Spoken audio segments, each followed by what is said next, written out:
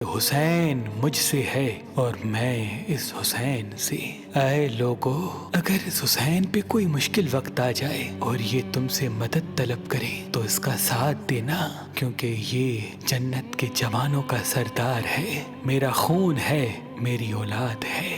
لیکن افسوس، ابھی رسول اللہ کی رحلت کو تھوڑا وقت ہی گزرا تھا کہ کربلا کے میدان میں ایک طرف 9 لاکھ کا مجمع تھا تو دوسری طرف وہ حسین جس کو اللہ کے رسول اپنے کندھوں پہ سوار کرتے تھے۔ امام حسین علیہ السلام اپنے نانا کی امت سے بار بار کہتے رہے کہ کیوں میرا رستہ روکا ہے؟ اے لوگو، پہچانو، میں تمہارے نبی کا نواسا ہوں۔ کیوں 3 دن سے میرے بچوں کو پیاسا رکھا ہے؟ کیوں میرے عزیز و اقارب کو شہید کیا ہے؟ بتاؤ، کیا میں نے رسول اللہ کی شریعت میں ترامیم کی ہے؟ کسی انسان کا حق کھایا ہے؟ کسی انسان پہ ظلم کیا ہے؟ اتنے میں فوج یزید ایک آواز میں کہنے لگی، اے حسین، ہم سب تجھے تیرے بابا علی کے بغض میں قتل کر رہے ہیں تاکہ یزید ہماری جھولیاں دولت سے بھر دے۔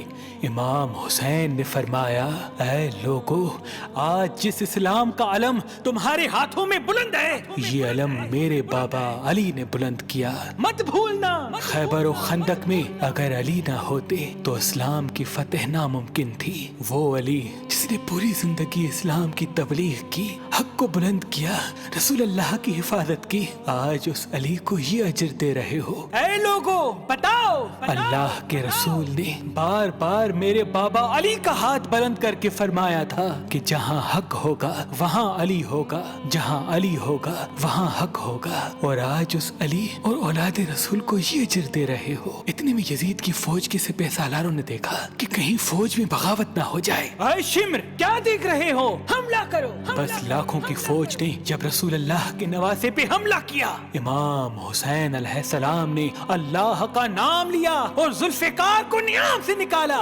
تاریخ گواہ ہے، ایک طرف لاکھوں کا مجمع اور ایک طرف 3 دن کا بھوکا پیاسا حسین ابن علی۔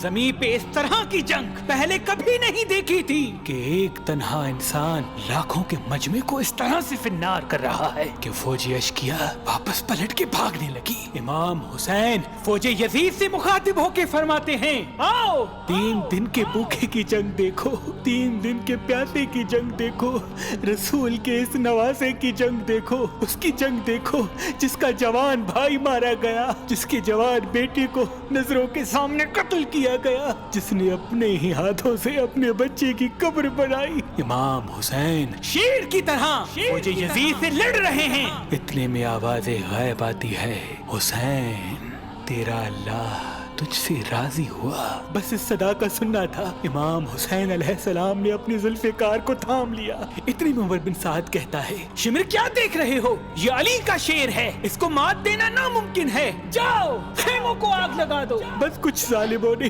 بیبیوں کے خیموں کو آگ لگا دی اور کچھ امام حسین کو دور سے تیر مارنے لگے۔ امام حسین کبھی بیبیوں کے خیموں کی طرف بڑھتے ہیں، کبھی فوج کی طرف جاتے ہیں۔ عمر بن سعد اور شمر نے فوج کو 4 حصوں میں تقسیم کر دیا اور یہ کہا کہ کوئی بھی حسین کے قریب نہ جائے، جس کے پاس جو چیز ہے وہ دور سے حسین کو مارے۔ جس کے پاس نیزہ تھا اس نے نیزہ مارا، جس کے پاس تیر تھے وہ تیر مارتا رہا، جس کے پاس برچیاں تھی وہ برچیاں مارنے لگا۔ تاریخ نے لکھا، جس کے پاس مارنے کے لیے کچھ نہ تھا وہ کربلا کی گرم زمین سے مٹی اٹھا کے امام حسین کی طرف پھینکتا رہا۔ امام حسین کے جسم مبارک پہ ہزاروں زخم لگتے رہے۔ آپ کے جسم مبارک پر اتنے تیر تھے کہ آپ کا جسم مبارک نظر تک نہیں آ رہا تھا۔ بس جیسے ہی نواسا رسول گھوڑے کی سینگ سے زمین پہ آتے ہیں، فوج یزید جھومنا شروع کر دیتی ہے، لیکن اتنے میں وہ گھوڑا جس پہ آپ سواری کیا کرتے تھے وہ امام حسین کے چاروں طرف گھومنا شروع کر دیتا ہے تاکہ ان تیروں سے میں اپنے آقا حسین کو بچا لوں۔ وہ گھوڑا دوڑ ہی رہا تھا۔ اتنے میں عمر بن سعد نے کہا، اے لوگو، رکو، میں نے اپنی آنکھوں سے دیکھا تھا اس گھوڑے پہ اللہ کے رسول سواری کرتے تھے، کہیں تیر اس گھوڑے کو نہ لگے، اور یوں تیروں کو چلانا بند کیا گیا۔ افسوس ہے ان لوگوں کو اس گھوڑے کا تو احترام معلوم تھا جس پہ رسول اللہ سواری کیا کرتے کرتے تھے، لیکن اس حسین کا احترام بھول چکے جن کو اپنے کندھوں پہ سوار کر کے امت کو دکھایا کرتے تھے۔ بس امام حسین علیہ السلام زمین کربلا پہ اپنا سر رکھ کے اللہ کا شکر کر رہے ہیں، اور وہاں فوج یزید کے مختلف سپاہی امام حسین کا سر کاٹنے کے لیے قریب آتے ہیں۔ جو بھی قریب آ کے امام حسین کے سر کو دیکھے تو اسے امام حسین کے چہرے میں رسول اللہ کا چہرہ نظر آئے اور وہ چیخ کے دور چلا جائے۔ اتنے میں شمر کہنے لگا یہ کام مجھ سے ہی ہونا ہے۔ جیسے ہی شمر نے خنجر امام حسین کے گلے پہ رکھا تو وہ دیکھے امام حسین کے لب ہل رہے ہیں۔ اس نے سوچا ہم نے حسین کا پورا خاندان قتل کر دیا، 3 دن تک حسین کے بچوں کو پیاسا رکھا، شاید حسین ہمیں بد دعا دے رہے ہوں گے۔ سننے کے لیے کان قریب کرے تو کیا سنے، امام حسین علیہ السلام اللہ کی دربار میں اللہ کی نعمتوں کا شکر کر رہے ہیں کہ اے اللہ تیرا شکر ہے کہ اس عظیم امتحان کے لیے تو نے اس حسین کو چنا۔ اتنے میں امام حسین نے آنکھیں کھولی اور شمر سے کہا اے شمر، کیا تو نہیں جانتا میں رسول اللہ کا نواسا ہوں، جنت کا سردار ہوں، حق پہ ہوں، بے جرم ہوں؟